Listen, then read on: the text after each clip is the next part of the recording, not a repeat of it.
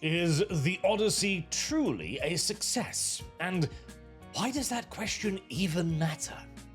Christopher Nolan's latest historic, heavy quotation marks, very much so intended there, epic, has become quite the fierce little struggle snuggle, both in the realms of movie and cinematography and, of course, in the wider cultural sphere, which causes articles like this one right here. The Odyssey epic box office haul breaks the go woke, go broke myth from Vanity Fair. This entire article never at any point really argues that The Odyssey is a good movie, or that you should go watch it, or that it is a worthwhile usage of your time. It is framed purely as a culture war piece, talking about what The Odyssey means in terms of having a diverse cast, and, well, not even really truly that. This is more so simply a celebration that the opposition got it wrong. Oh, supposedly so. Anyways, rather than any defense of the movie, its quality, the actors, the diversity making it better, or anything else. Which is rather fascinating, because I've seen many people bemoaning the fact that these days we don't really discuss anymore whether or not a piece of media is good or bad based upon its own merits, but whether or not it will be good or bad. And most people's opinions are entrenched before the movie even comes out. Now, that is largely because after so many years of this nonsense, we've learned what to look after, and more often than not, our side of the aisle is pretty goddamn accurate and correct on this assumption and predictions that we make. But this is not actually a sign of a truly joyless era. Instead, it is a sign of the fact that entertainment, which is the primary reason why many of us, myself included, and most of the current day online cultural commentariat were radicalized to begin with against progressivism, is simply just the forwarding of two positions. One argues that diversity is the most important aspect, and defeating your political opponents, as demonstrated by this article, is by far the point with the greatest import, whereas the other side says, no, we would just like good entertainment, and we will fight you on that, even if we have to get quite political to do so. Now, The Odyssey is an interesting one, because it started long before the movie started coming out, of course, with lots of people arguing that it'll make $1 billion and it'll own the chuds, even as everybody else was pointing out the like-to-dislike ratio. Even someone like Nerdrotic, a very large name in this sphere, says The Odyssey has more red flags than San Francisco preparing for a Xi Jinping visit, but in no way do I think it will flop, and that is an interesting take, because I actually kind of think that it might be flopping. But Arch, it earned $250 million, etc. We'll get to that in but a second. This will be the biggest case of how much of a bubble the internet is once those box office numbers hit, and that is a big point as well. The argument amongst the progressive side right now is that Twitter, once held up as a beacon of truth and reality when it was owned by their side, is merely just an echo chamber, a bubble that doesn't represent reality at all. And the recent strings of massive box office failures, like Supergirl for example, doesn't actually matter or anything, but The Odyssey will finally be the one to prove that the progressives still have it in them to win. Or the usual mockery, oh, I hate fantasy world isn't full of straight white people. It's not fantasy world, but details, and so it goes on, even to the point where there is definitely some cope from our side as well. Big discovery, flashing red lights. Listen, anything said after flashing red lights on Twitter is automatically rejected as a simple lie. I don't care if it states that the sky is blue, it is indigo if there are red flashing lights in ahead of it. And of course they're buying out cinemas, which I still don't really believe. I mean, come the hell on now. I've seen some persuasive argument for it, but it's too much of a conspiracy theory even for myself. And of course, the mainstream publications too were all over The Odyssey. The gaslighting preceding its release was thick enough to cut with a goddamn sword. And obviously all of the reactions thereafter, paid reactions largely, were astounding astonishingly glowing. It is a masterpiece, an epic, Christopher Nolan's The Lord of the Rings, etc., etc. But if all of this is true, why again do we have an article that spends more time talking about Ghostbusters and Star Wars than it does The Odyssey?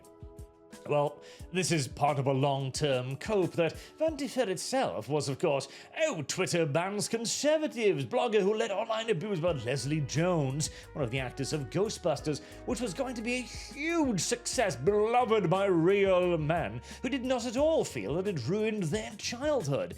It, flopped, of course, and the cope was very much so real, but again, what about The Odyssey? So, The Odyssey had a very strong domestic release in the US at $123 million, and then an international release of $140 million, landing at $263 million worldwide, on a supposed production budget of $250 million, which, by the way, is bullshit, considering how long they've been making this movie and the people starring in it. Double that, and you're probably in the vicinity of the actual costs.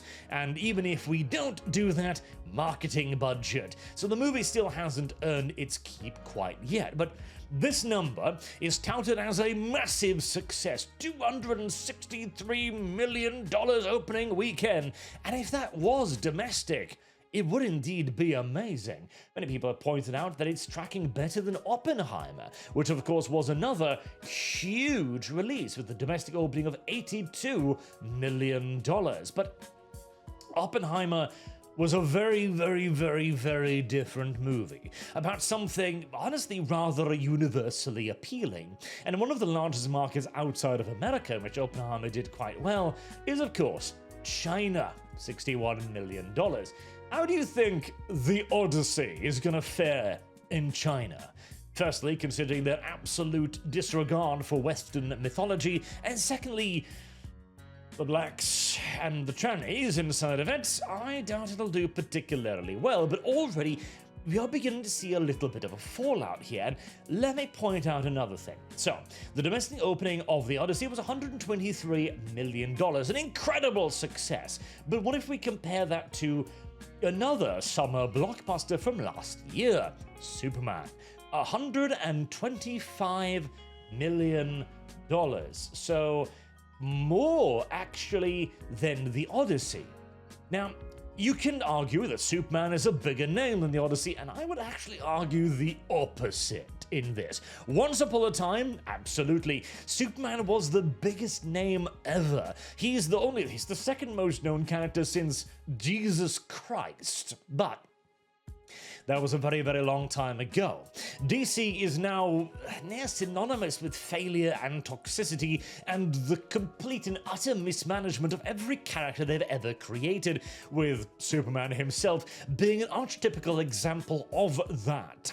The movie had a majoritively negative to mixed kind of early reception before its release, with most of the critics arguing that James Gunn's marketing was deeply confusing, and everybody didn't quite know what to believe about the movie, whereas The Odyssey was of course largely negative.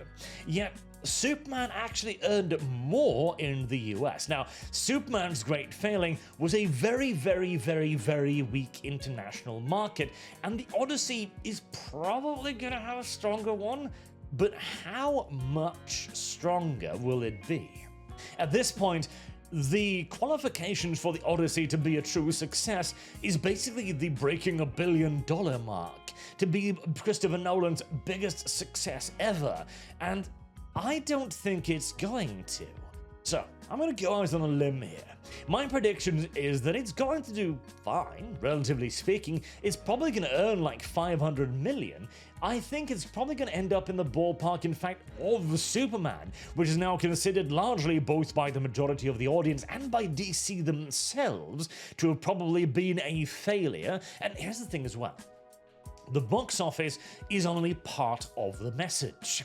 The Disney Star Wars reboots earned a lot of money, but it ended up killing the entire franchise. That is exactly the position that Superman is in right now. DC understands the James Gunniverse, although it went off to a somewhat sort of pseudo-promising start in certain ways, clearly doesn't actually manage to capture the majesty and the magic of the universe. And any attempts to continue doubling down on that, like with Supergirl, is only going to increase the damage to the brand. The benefit of the Odyssey is that the only brand it will truly damage is in essence Christopher Nolan's, but even that will not get out of this unscathed. Christopher Nolan is largely the reason why the Odyssey is even the middling, in my opinion, success that it actually is. Because of his name recognition, because of things like Oppenheimer, because of things like Dark Knight, etc. This is him trading in on that reputation. And I think that people will go watch it because of the reputation, ignoring the online backlash, and due to the sheer quantity of the love-bombing campaign that was initiated on its behalf by the mainstream, and the near-unified opposition to anti-wokeism. But most of these people will watch it once. They'll come out of the cinema and go, it was weird, the costumes were kinda ugly, the story was so-and-so, and there was a lot of weird diversity in it. And other people will go, well, it doesn't really sound like something I want to watch. Do I want to sit through a 3-hour movie of meh? I think it's going to fall off rather rapidly. And as for the quality of the movie itself, well, I can't speak yet, as I'm going to watch the damn thing tomorrow, just in time for our big reveal viewing of it, our review of it, with myself, Sargon, and Lumi on Stamford Bridge on Thursday. But I think this isn't actually the success it's currently being made out to be. And a lot of this is merely just right now celebration of we're winning, we're owning the chuds finally, which hasn't happened for, 6, 7, 8, 9, 10 years or something. I think it's going to age rather poorly. I think the Odyssey is going to do again okay, but it's not going to warrant any expansion. It's not going to warrant any Odyssey cinematography. Odyssey, Christopher Nolan. There we go. That was the word I was looking for. Expansion upon this mythological idea here, and it certainly isn't going to be his Lord of the Rings by any stretch of the imagination. So, I ask you then the same question: is the Odyssey truly a success? Is it even going to earn its budget back with marketing?